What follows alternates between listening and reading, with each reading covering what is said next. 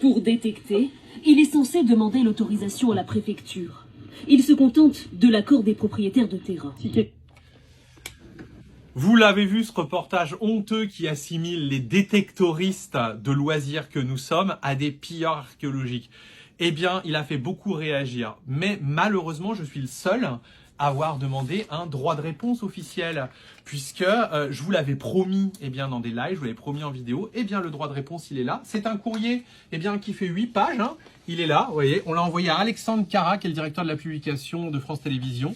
Donc on explique tout ce qui ne va pas dedans en lui rappelant les lois. C'est pas du blabla qu'on lui donne, c'est les lois. Donc c'est quelque chose de très formel qu'on lui a envoyé. Eh bien, ce courrier recommandé en accusé de réception, il l'a bel et bien reçu. Donc on va lui envoyer un deuxième courrier recommandé dans lequel on va lui dire exactement ce qu'on veut pour le droit de réponse, qu'il va falloir remplacer. Moi, ce que je regrette, c'est que on a une fédération en France, on est 250 000, ils sont moins de 1000. Cette fédération nous dit que il n'est pas là pour défendre les prospecteurs et qu'elle n'est pas là pour faire de la com. C'est très dommage puisque les gens ont critiqué ce reportage en disant que les journalistes avaient fait un mauvais travail, que le travail était biaisé. Or non, c'est pas du tout le cas. Laissez-moi vous montrer quelque chose. Vous allez voir, c'est sur le site de notre fédération, de la FFDM. Elle est là. Et regardez, il nous expliquait le 7 janvier, il nous expliquait qu'il ne faut jamais faire confiance aux médias. Parce qu'en fait, il y a un reportage, il y a un email qui a fuité, puisque beaucoup de prospecteurs se sont plaints à France Télévisions, de cet article. Il nous explique, France Télévisions, que dans le cadre de ce reportage, ils avaient sollicité la FFDM qui n'avait pas souhaité accorder d'interview. Donc là, vraiment, c'est impardonnable puisque, on aurait pu, en tant que communauté, donner une bonne image de notre loisir, rappeler les lois. Le président a tout simplement refusé, de participer, au reportage. Et il nous explique qu'il est devenu prudent dans la mesure où les journalistes sont venus à des fins pas très honnêtes intellectuellement. Alors, ce que je comprends pas, c'est que ce président, il nous dit que quand il contacte des journalistes, personne ne lui répond. Et puis là, quand il y en a un qui le contacte, et puis c'est au mois de novembre 2022, le reportage était diffusé le 2 janvier, donc il y avait le temps.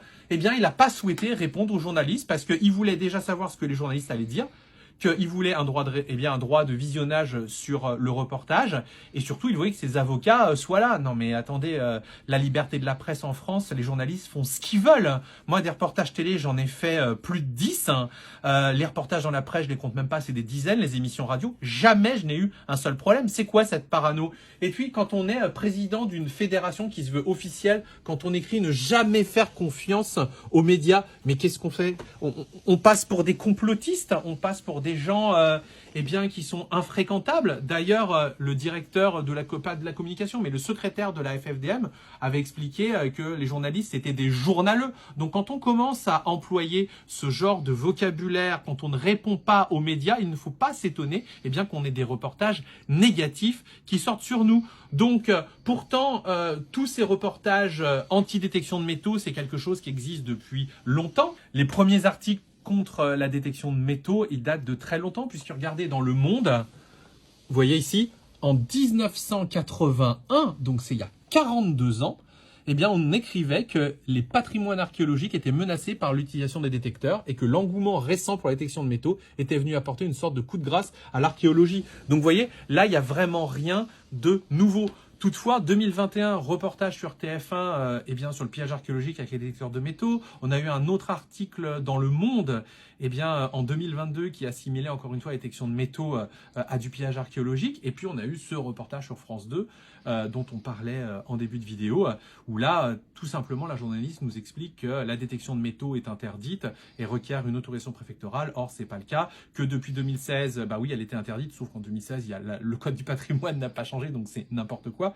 Donc voilà, il était important de rappeler les lois et donc ça se fait de manière formelle via un droit de réponse, mais personne ne le fait aujourd'hui. Si je ne le fais pas, personne ne le fait. On a bien quelques prospecteurs qui ont tenté de le faire ces dernières années. On peut citer par exemple le cas des 2 youtubeurs PLG Hunters qui avaient obtenu un beau droit de réponse dans la presse locale qui lui a valu d'ailleurs des ennuis. Et moi je suis désolé, la loi elle est claire, elle a encore été rappelée en décembre 2022, lorsque un député interroge le ministre, le ministre répond « La détection de métaux, il y a une loi qui est en vigueur pour protéger le patrimoine archéologique, mais cette loi est claire, c'est celle de 89 qui accorde l'espace de liberté à la détection de loisirs et qui est reprise mot pour mot dans le Code du patrimoine et son article 542.1 et qui dit « La détection de métaux à des fins de recherche d'objets pouvant intéresser l'art, l'archéologie ou l'histoire est soumise à autorisation préfectorale. » C'est-à-dire que si vous faites de la détection de loisirs, et c'est l'esprit de la loi, en dehors de tout site et que vous déclarez vos trouvailles, vous n'avez pas besoin de toute façon de cette autorisation préfectorale. Et puis, vous voyez... on a beaucoup d'articles, là j'en ai retrouvé un de 2022 encore, les pillards effacent des pans entiers de l'histoire. Donc alors bien sûr, tous les prospecteurs ne lisent pas le monde, mais les décideurs, les préfets, les propriétaires, eux ils lisent le monde. Et je vais finir en fait par une petite vidéo. Vous voyez, ça c'était un reportage que j'avais fait en 2007, mais j'en ai fait plus de 10. Et il était passé sur France 3 et vous pouvez voir, je vous laisse écouter ce que le journaliste disait. Et parmi les promoteurs d'une détection éthiquement responsable, il y a David. Il est cofondateur d'un magazine de détection, bien conscient que quelques crapules font un tort considérable non seulement au patrimoine mais aussi à la détection de loisirs. Il milite pour un vrai dialogue avec les archéologues. De chaque côté, on va vers des extrêmes, à savoir des archéologues extrémistes détestent les prospecteurs, certains prospecteurs détestent les archéologues. Non, il faudrait essayer de s'asseoir à une table, comme j'ai déjà dit, essayer de discuter, arriver à un compromis.